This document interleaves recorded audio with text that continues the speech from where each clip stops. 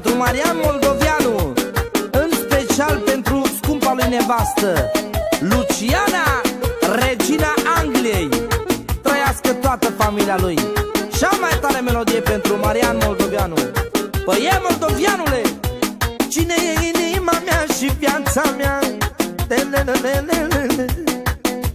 Una e nevasta mea, da, da, da, și-o cheamă Luciana.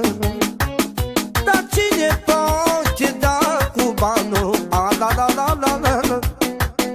Dar numai unul, moldovianul. A, da, la, da, la, la, la. La dușmanul trage calul, cum poate la moldovianul. Dar din Moldova până la Londra el face banii cu vorba.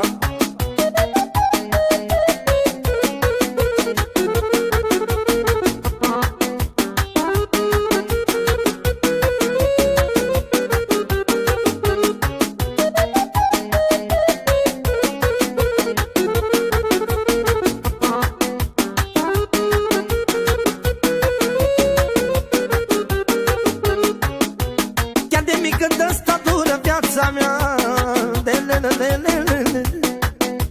îmi place când îmi dă gură viața mea. Asta e nevasta mea. Dar cine poate da cu banul? A, da, da, da, da, da. Dar numai unul, moldovianul. A, da, la, da, la, la, la. La dușmanul trage calul, cum poate la moldovianul. Moldova până la Londra el face banii cu vorba.